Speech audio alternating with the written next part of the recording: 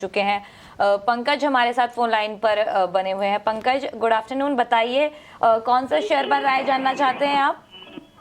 Good afternoon, madam. I wanted to ask about Duxton Technology.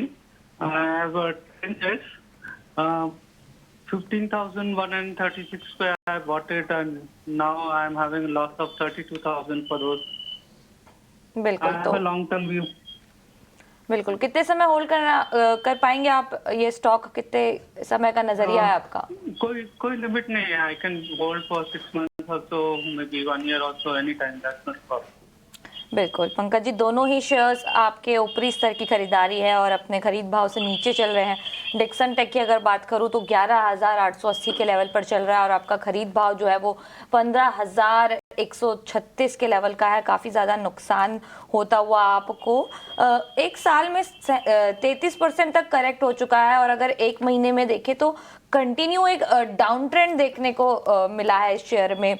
हालांकि एक साल में 33% करेक्ट हुआ है, लेकिन सितंबर के टाइम पे एक रिकवरी की कोशिश की थी। 18,000 से ऊपर के लेवल भी हमें दिखाई दिए थे, लेकिन वहां से वापस गिरावट का शिकार होता हुआ और एक महीने में 18% से ज्यादा की गिरावट 11,880 के लेवल पर कामकाज करता हुआ।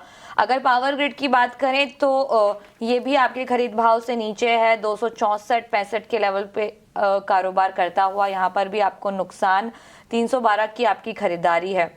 एक साल की बात करें तो इसने भी 14-15% की गिरावट यहाँ पर दिखाई है और एक महीने में हालांकि ये फ्लैट ही कामकाज किया है।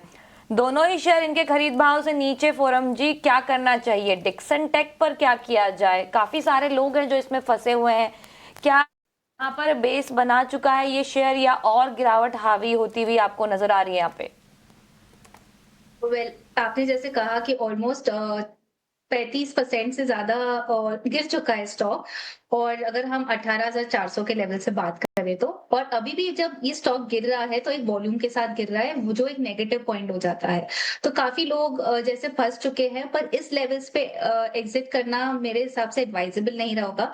थोड़ा टाइम वो रुक सकते हैं, जैसे उन्होंने कहा कि वो काफी टाइम तक रुक भी सकते हैं, तो वो एक्चुअली बाउंस के लिए भी रुक सकते हैं 13,000 के लिए। वहां पे बेटर होगा कि वो स्विच कर ले स्टॉक में से, उनकी नुकसानी कम होगी।